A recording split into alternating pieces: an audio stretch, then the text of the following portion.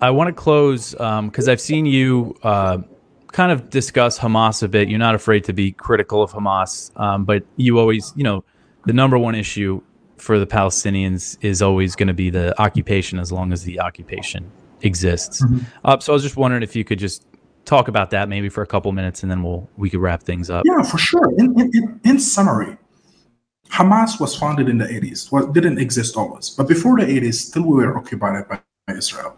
Before the 80s, my grandparents were kicked out from their home. Before the 80s, people died. All my uncles were in prison before the 80s for expressing their opinions in the Israeli jail. So Hamas is not the core of the problem. However, Hamas is a problem. It's a problem, obviously, for Israelis for security reasons, etc. And it's a problem for someone like myself because I don't believe in some sort of Islamism, where Islam is some sort of in the only religion in the public square, which sort of alienate Palestinian Christians like ourselves, who, by the way, were the founders of the Palestinian nationalist movement.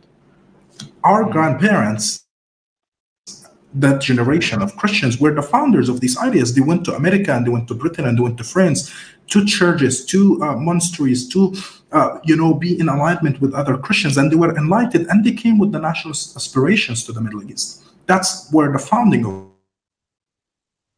it can be Palestinians and can have this nationalist identity. Hamas, in a way, is a contradiction to that because it says that the Islamist idea is the primary idea.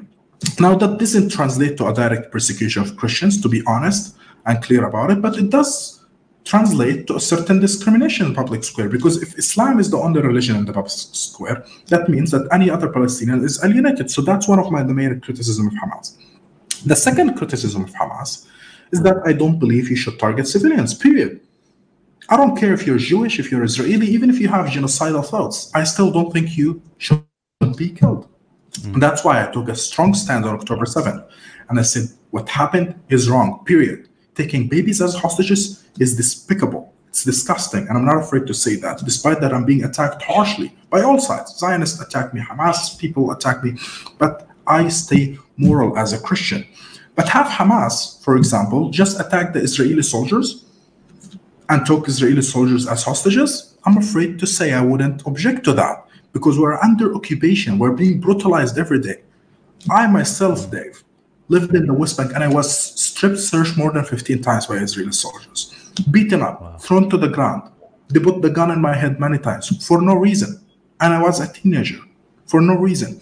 So when you live under such circumstances, under occupation, I think you have the right to defend your country. You have the right to seek freedom, but you never have the right to target civilians. And that's why I stand against Hamas.